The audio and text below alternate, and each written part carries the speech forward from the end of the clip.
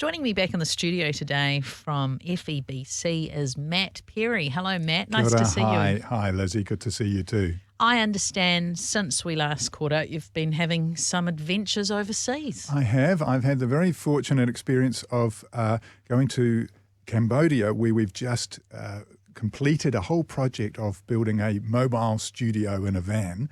And so that was fabulous because we launched that, and then on to South Korea of a meeting of all our leadership. So again, that was completely different and incredibly inspiring. So two very interesting, very different countries, not far from each other.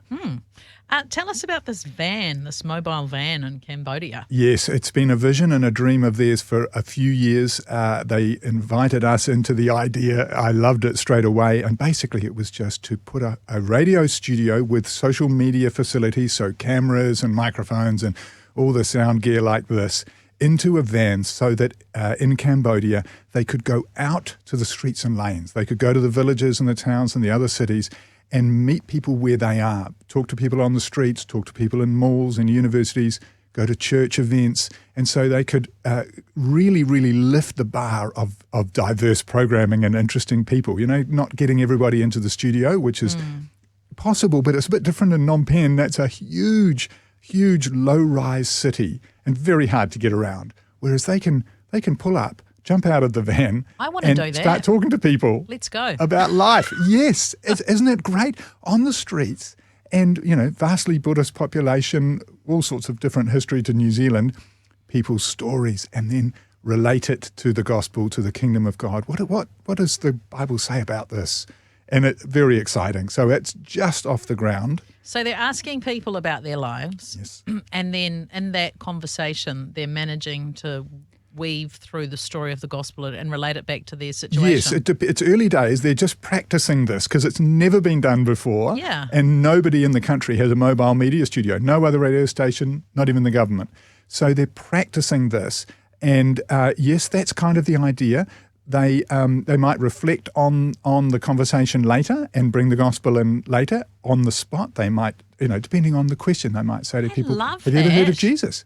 Just see what they get, and then build And the nice thing is, it's very social media, so it's got beautiful cameras and all that kind of stuff too. So young people are very happy to be filmed and photographed, and you know, nice short bits and pieces for their social media feed. So our social media feed, very contemporary and interesting. Yeah, that's really creative, and that you would have to be very intuitive, and I would imagine you'd want to be really in tune with God, you know, like just seeing where the Spirit leads. Yes. Oh, sign me up. Yes, indeed. Come and see it. Look, the beautiful thing is we've been from a distance talking about it, praying for it, sending funds.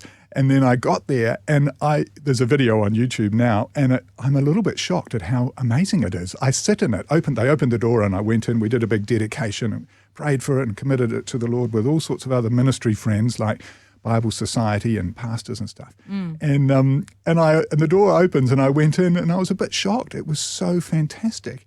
And I don't know what I was expecting, but God is really good, and this will serve them beautifully for a long time. Quality sound and video. Yeah, and also sounds really fun. Yes, That's very quite cool. Right. Good to have fun, very important. And you also went to South Korea. What was happening there? Yes, that was a big gathering of all our national directors. Every couple of years we get together. So that's about strategy and vision and direction, meeting new people, meeting new leaders around the world.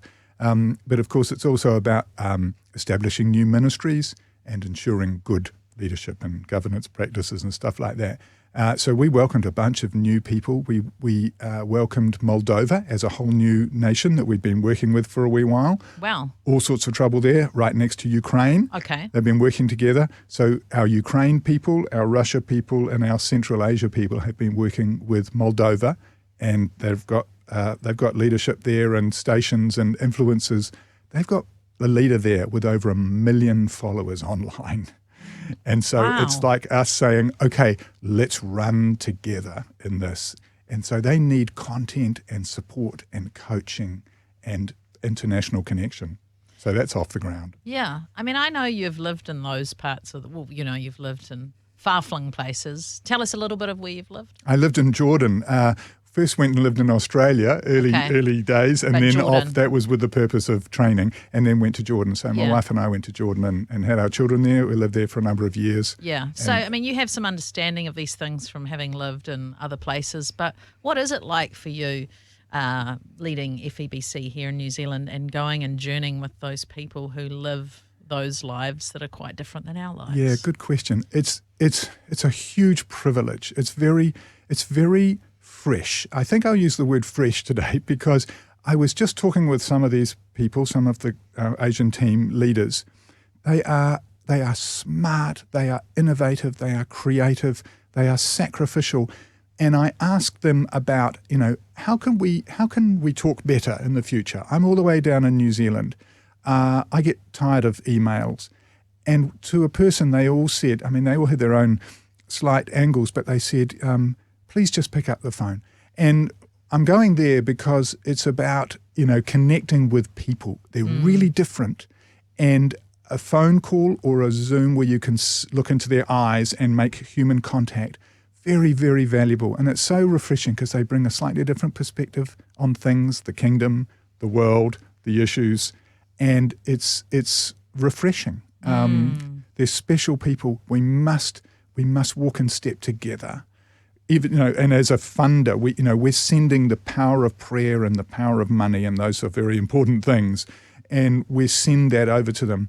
But it's in the context of a relationship that has to be so much more than typed and texted, words. So it's very special to build personal relationships, and they're all very different. Yeah, I love that.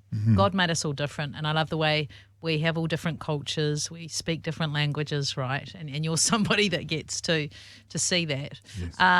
In terms of prayer needs for these, just off the top of your head, Yes. for these people that you've met, Cambodia, South Korea, what could be something we could be praying into? Yes. Yeah, pray for wisdom. Their societies are changing. Everywhere is, and it would be the same for New Zealand. Let's just, thinking about Cambodia especially, unique. Pray for wisdom as they step out with this whole new project. It's a new venture and adventure in terms of connecting with people. And they need to be, as you said, they're out and about. They need to be listening. And, from the studio in Phnom Penh, they do a lot of, presenting. When they're on the street talking, maybe live to people, they need to be really good listeners and earn the trust of the nation as a live listener.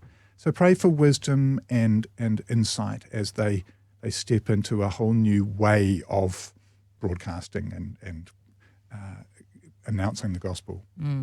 If you're listening and you want to find out more, head along to the website. That's FEBC.NZ, FEBC.NZ.